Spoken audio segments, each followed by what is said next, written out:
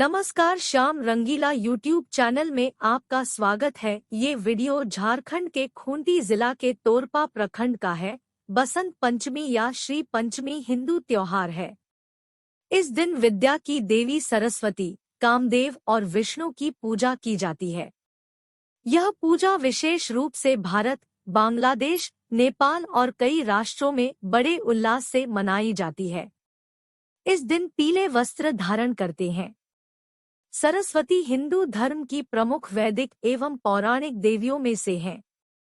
सनातन धर्म शास्त्रों में दो सरस्वती का वर्णन आता है, एक ब्रह्मा पत्नी सरस्वती एवं एक ब्रह्मा पुत्री तथा विष्णु पत्नी सरस्वती। ब्रह्मा पत्नी सरस्वती मूल प्रकृति से उत्पन्न सतोगुण महाशक्ति एवं प्रमुख त्रिदेवियों में से एक है एवं विष्णु की पत्नी सरस्वती ब्रह्मा के जिह्वा से प्रकट होने के कारण ब्रह्मा की पुत्री मानी जाती है। कई शास्त्रों में इन्हें मुरारी वल्लभा विष्णु पत्नी कहकर भी संबोधन किया गया है। धर्म शास्त्रों के अनुसार दोनों देवियां ही समान नाम स्वरूप, प्रकृति, शक्ति एवं ब्रह्म ज्ञान विद्या आदि की अधिष्ठात्री देवी मानी गई है, इसलिए इनकी ध्यान आराधना में ज्यादा भेद नहीं बताया गया है। ब्रह्मा विद्या एवं नृत्य संगीत क्षेत्र के अधिष्ठाता के रूप में दक्षिणामूर्ति नटराज शिव एवं सरस्वती दोनों को माना जाता है। इसी कारण दुर्गा सप्तशती की मूर्ति रहस्य में दोनों को एक ही प्रकृति का कहा गया है। आथा सरस्वती के 109 नामों में इन्हें शिवानुजा, शिव की छोटी बहन कहकर भी संबोधित किया गया है। कहीं कहीं ब्रह्मा पुत्री सरस्वती को विष्णु पत्नी सरस्वती से संपूर्णता अलग माना जाता है। इस तरह मतांतर में 3 सरस्वती का भी वर्णन आता है। इसके अन्य पर्याय या नाम है वाणी, शारदा, वागेश्वरी, वेदमाता इत्यादि। ये शुक्लवर्ण, शुक्लांबरा, वीणा पुस्तकधारिणी तथा श्वेत पद्मासना कही गई है। इनकी उपासना करने से मूर्ख भी विद्वान बन सकता है। माघ शुक्ल पंचमी, श्री पंचमी, बसंत पंचमी को इनकी विशेष रूप से पूजन करने की परंपरा है। देवी भागवत के अनुसार विष्णु पत्नी सरस्वती वैकुंठ में निवास करने वाली है एवं पितामह ब्रह्मा की जिह्वा से जन्मी है तथा कहीं कहीं ऐसा भी वर्णन आता है कि नित्य गोलोक निवासी श्री कृष्ण भगवान के वंशी के स्वर से प्रकट हुई है। देवी सरस्वती का वर्णन वेदों के मेधा सूक्त में, उपनिषदों, रामायण, महाभारत के अतिरिक्त कालिका पुराण, बृहत् नंदिकेश्वर पुराण तथा शिव महापुराण, श्रीमद् देवी भागवत पुराण इत्यादि। इसके अलावा ब्रह्मवैवर्त पुराण में विष्णु पत्नी सरस्वती का विशेष उल्लेख आया है। पौराणिक कथा अनुसार सृष्टि के प्रारंभिक काल में पितामह ब्रह्मा ने अपने संकल्प से ब्रह्मांड की तथा उनमें सभी प्रकार के जंगमस्थावर जैसे पेड़ पौधे, पशु पक्षी, मनुष्यादि योनियों की रचना की। लेकिन अपनी सर्जन से वे संतुष्ट नहीं थे। उन्हें लगता था कि कुछ कमी रह गई है, जिसके कारण चारों ओर मौन छाया रहता है। तब ब्रह्मा जी ने इस समस्या के निवारण के लिए अपने कमंडल से जल अपने अंजलि में लेकर संकल्प स्वरूप उस जल को छिड़कर भगवान श्री विष्णु की स्तुति करनी आरंभ की। ब्रह्मा जी के किए स्तुति को सुनकर भगवान विष्णु तत्काल ही उनके सम्मुख प्रकट हो गए और उनकी समस्या जानकर भगवान विष्णु ने मूल प्रकृति आदिशक्ति माता का आह्वान किया।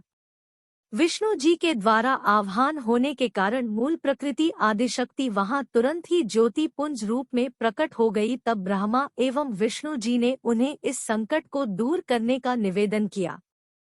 ब्रह्मा जी तथा विष्णु जी बातों को सुनने के बाद उसी क्षण मूल प्रकृति आदिशक्ति के संकल्प से तथा स्वयं के अंश से श्वेतवर्णा एक प्रचंड तेज उत्पन्न किया, जो एक दिव्य नारी के नारी स्वरूप बदल गया, जिनके हाथों में वीणा, वरमुद्रा पुस्तक एवं माला एवं श्वेत कमल पर विराजित थी।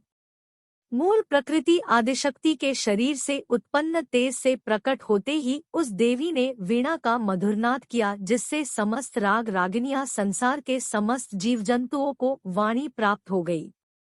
जलधारा में कोलाहल व्याप्त हो गया। पवन चलने से सरसराहट होने लगी।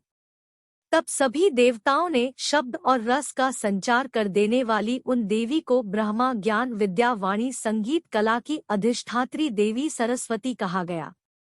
फिर आदिशक्ति मूल प्रकृति ने पितामह ब्रह्मा से कहा कि मेरे तेज से उत्पन्न हुई ये देवी सरस्वती आपकी अर्धांगिनी शक्ति अर्थात पत्नी बनेंगी। जैसे लक्ष्मी श्री विष्णु की शक्ति है, शिवा शिव की शक्ति है, उसी प्रकार ये सरस्वती देवी ही आपकी शक्ति होंगी। ऐसी उद्घोषणा कर मूल प्रकृति ज्योति स्वरूप आदिशक्ति अंतर्धान हो गई।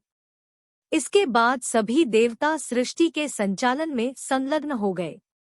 पुराण सरस्वती को वागीश्वरी, भगवती, शारदा और वीणावादिनी सहित अनेक नामों से संबोधित जाता है।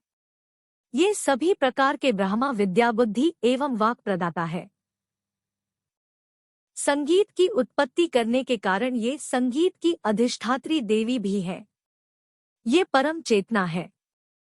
सरस्वती के रूप में ये हमारी बुद्धि, प्रज्ञा तथा मनोवृत्तियों की संरक्षिका है। हममें जो आचार और मेधा है, उसका आधार भगवती सरस्वती ही है।